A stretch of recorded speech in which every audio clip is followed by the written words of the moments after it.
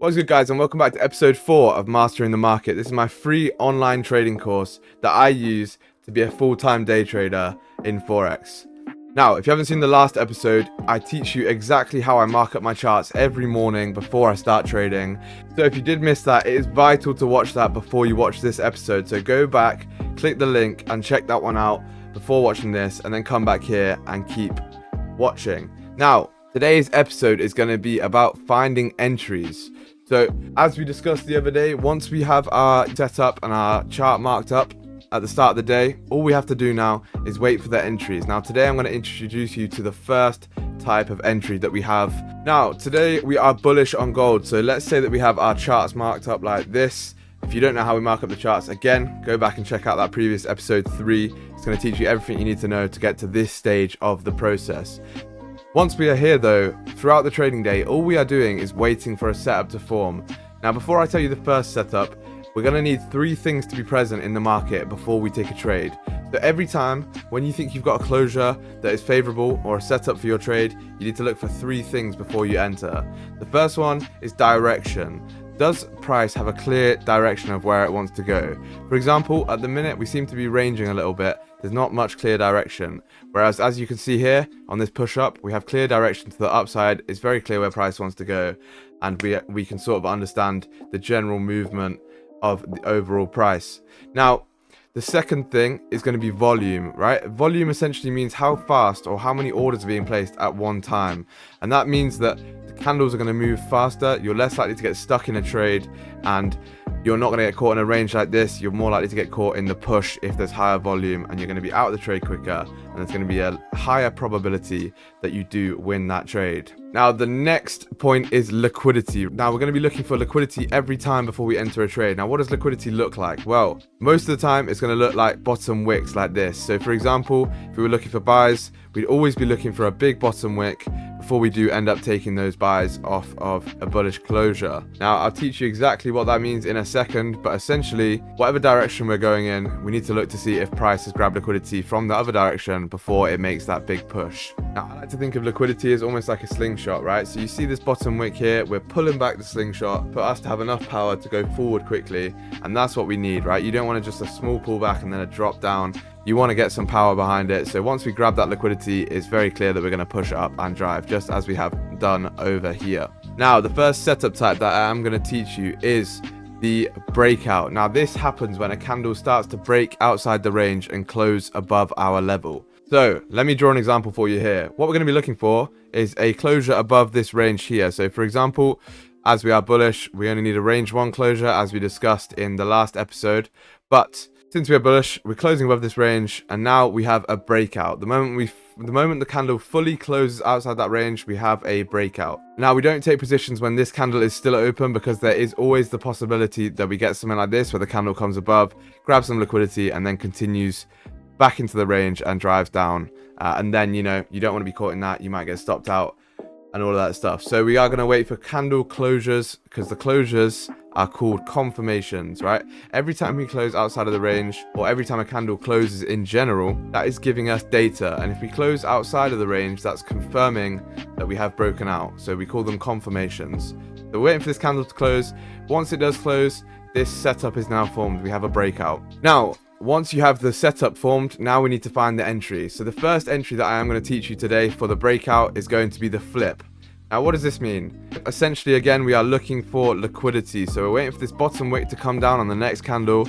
This candle must open up and create a bottom wick. Once it does that to a significant level, I'll teach you how to find that level later. But once the candle comes down and makes a bottom wick, what we're going to do is we'll end up placing a buy stop order. Now, a buy stop, if you don't know what that already means, is an order where when price taps into that level, we're going to get activated into buys to continue up. So just to show you, if price is below here, even if we stay below this level the whole time, we can place a buy stop order. We're not going to be entered into the trade, so we have no money on the line until price comes up, taps this level like this, and once it taps that level, we're going to be looking to come up. We'll get entered into our buys, so we'll be in the trade, and we'll be looking to come up to fill the next range. That's essentially what a buy stop is. And that's the flip entry too. So we're going to wait for this bottom wick to be formed. Once that bottom wick is formed, we'll place our buy stop, expecting this candle to then flip up and fill to the next range, which will be our take profit, which I'll explain to you guys later. But that is the flip entry. One thing to note though, guys, if this candle does then start to make some closures on lower time frames, so even if this is a 1 hour candle or a 30-minute that we're looking at, if this candle starts to make 15-minute closures or 30-minute closures back into this range like this, then we will end up deleting those buy stops before they are activated. And the reason for that being is that this could indicate a fake out on a lower time frame. We'll get to the fake out in the next episode, but this could indicate that, and the next candle could grab some liquidity and flip down and end up hitting our stops, which we do not want, right? That's not what we're looking to do at all. So yeah, that is the flip. Now you might be asking, SG, what happens if we make a small top wick first before we get into that position? Well, let's say for example that this candle starts to come up a little bit like this maybe, and then it forms that small top wick and then comes down and makes the bottom wick like this. As long as we haven't broken those highs, what we can end up doing is we can place our order now on the break of this current candle high. Now this is the next entry type, so rather than it being the breakout and then the flip, we now have the breakout and the break of the current candle high. So what that means is the exact same setup and situation. However, we are only going to get activated once this candle does come down and flip and then break its own high. So once it breaks its own high, then we get activated and we'll be in bias to push up to the next range. Now the reason for that is if we do come up first and make that top wick, that is essentially us making a higher high on the smaller time frames. Now that bottom wick being grabbed will then be a higher low, and we need some confirmation that we are going to then break that next high before we get into the trade. So what we do is we set our level there, and once we come up and break that high, that's an indication of us making another higher high for us to then continue upwards in a bullish market structure. Hopefully that makes sense to you guys. If you don't understand this concept, I understand it might be a little bit challenging. Comment down below or reach out to me in the Discord or on Instagram DMs and I will sort you out. Now, you might ask me where we need to find this bottom wick from, or how big does this bottom wick need to be? Now, the answer for the moment is going to be, it's a common sense approach, right? So, for example, let's say that we get a bottom wick like this, and, then we begin to flip and drive up. Obviously, that's not going to be a big enough bottom wick.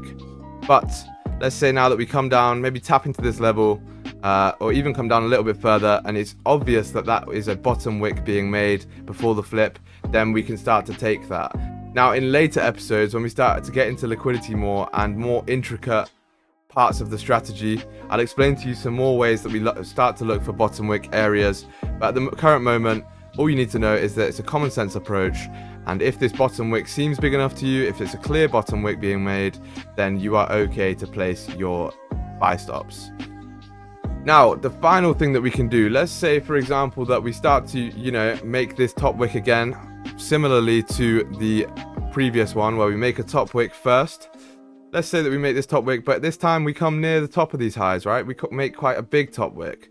Now, it's not worth it for us to now take our buys on the break of that same current candle high, just because it's not as safe for us, right?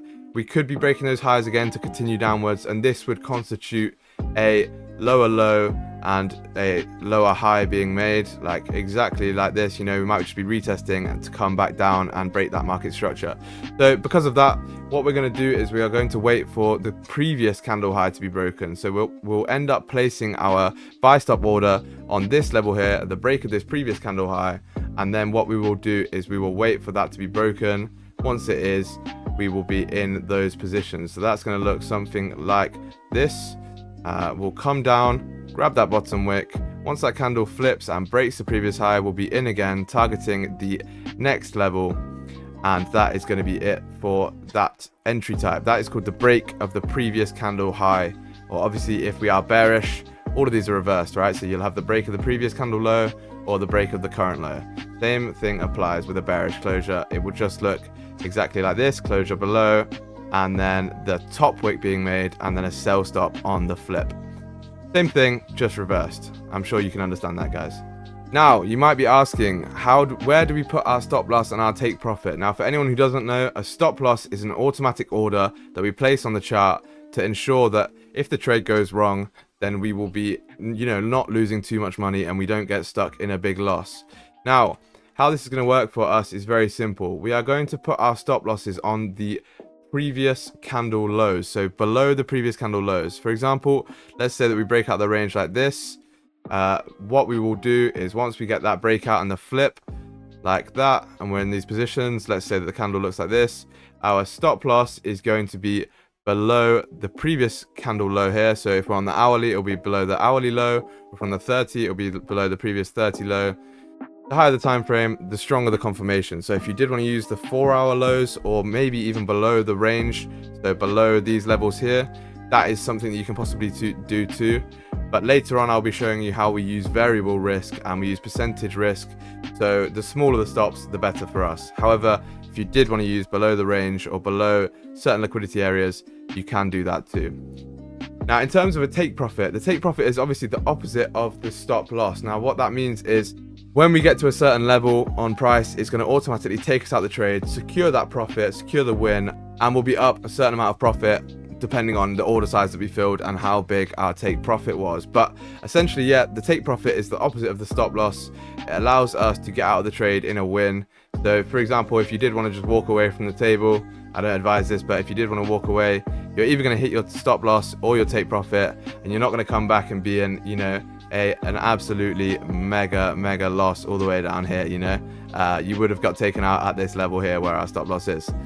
So that's why we use those two. That's essentially a risk management tool. But stop loss is going to be below the previous candle low, and the take profit in general is going to be on the next range. Now, I can't show you on gold, but let's imagine that we have another resistance level up here at 23.25.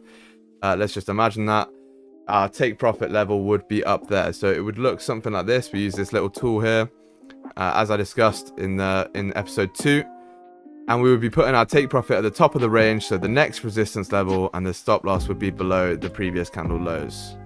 Hopefully that makes sense to you guys. That was episode 4 of the free course. I hope you guys got a lot of education, a lot of information out of that. And if you did, please leave a comment and a like below. If you don't understand anything, or if there's any questions that you have, DM me on Instagram, leave a comment below, or jump in the Discord, and I will answer them for you very gladly.